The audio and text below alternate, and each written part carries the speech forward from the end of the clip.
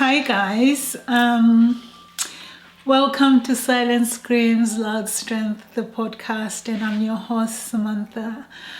I took the whole of May to just center myself and work on other things that were pulling my energy away from you, but I'm back. And this is season 2, episode 6. Reclaiming your voice, your inner voice. So the key words here is just to reclaim your voice. Trauma, healing, finding your voice after abuse and surviving for empowerment. This podcast is to promote healing for every woman that has been silenced, and to learn to break your silence, to create emotional resilience and reclaim your power. So there comes a moment in every survivor's life or in their journey where silence becomes too heavy to carry. Not because you have found strength, but you have found that carrying the weight of not speaking threatens and crushes your soul. This is the moment we begin to reclaim our inner voice. And if there was anything else in this podcast that's ever important, this is the segment for you.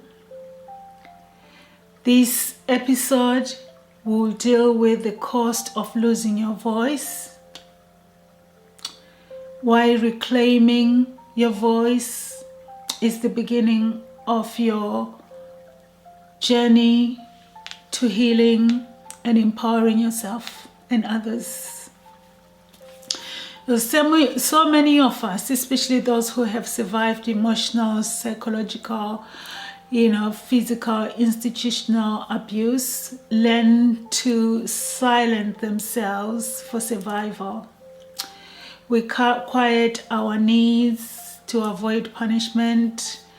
We silence our truth to avoid punishment and conflict. We whisper our pain because screaming never changed anything. And really and truly, screaming never does change anything. And in so doing, we begin to believe the lie that our voices don't matter. That silence is equal safety. The survival equals success. But at what cost? At what cost to you? Disconnection from the truth and the true person you are is never something you should give away. Anxiety doubles as well beneath the surface. The rage that has nowhere to go builds up. Words that tremble in our throats but never find the breath. That is the cost. The cost is in your health, your well-being, living your full life. Everything is dependent on it. So today we learn to carve and reclaim that space. Not just to speak louder, but to speak truer. Because it's only the truth that will set us free. So let me be clear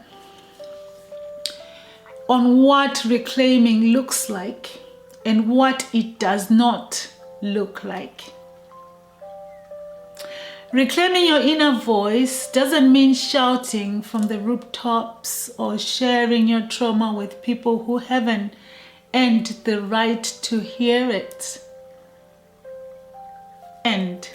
the right to hear it.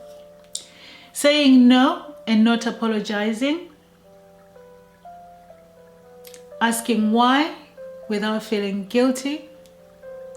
Saying I matter, even no one echoes it back. Letting your body language align with your soul's truth. Trusting your instincts because they never left, they were just drowned.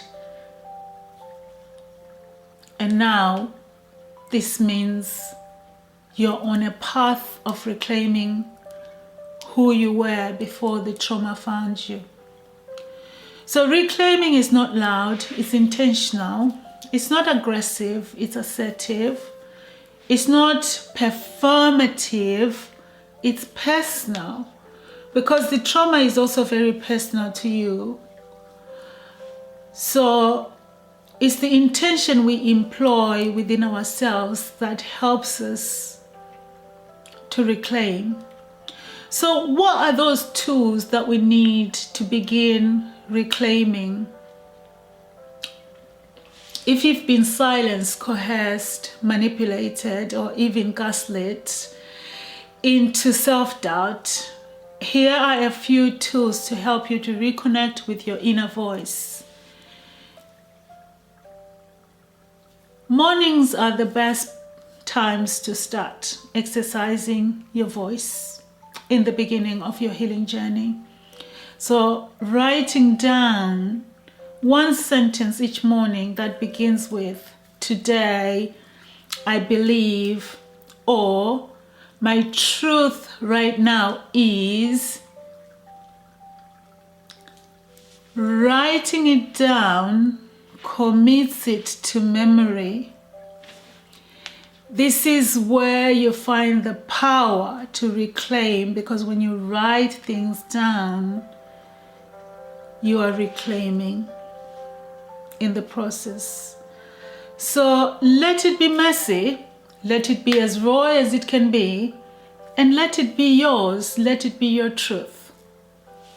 It is your truth, it is your story, it's your voice, it's your life, it's your lived experience. No one can take that away from you. You can whisper and activate your voice, maybe. Voice activation is very good. So you whisper your name and then you say it a little bit louder and then a little bit louder than before, and look yourself in the mirror and say it. You whisper your name and then say it a little bit louder than this whisper, and then a little bit louder than before. You look yourself in the mirror and you love what you see. I am not what they called me. I am who I choose to be. You say those words with meaning, intention, and boldness. And the movement of sound. Movement and sound, whether through breath work, singing, or primal scream therapy, to move the energy that has been trapped in your throat, your stomach, your chest. You deserve to feel, and you deserve to feel heard. Even if no one else is there but yourself, start with you, start with you, start saying it, start believing it, start reclaiming, start being very intentional with your healing. Because you know what? For me, my story from silent to sound, there was a time I couldn't speak without shaking. In fact, the shakes haven't totally gone, because sometimes I'll get a phone call and that would trigger some form of emotion. And sometimes I get an email and that would trigger some form of emotion. Do I answer or do I reply or do I read that email? No, I wait until I feel ready and intentional to process what that message is saying and delivering to me, and how I best respond to it. The shakes take a while to go, but it's learning to reclaim yourself. I shake. I am in the process of a legal contention right now, and so courtrooms made me, and they still make me, tremor and tremble. And receiving an email from court makes me feel some type of way, because I don't know whether it's good news or it's bad news.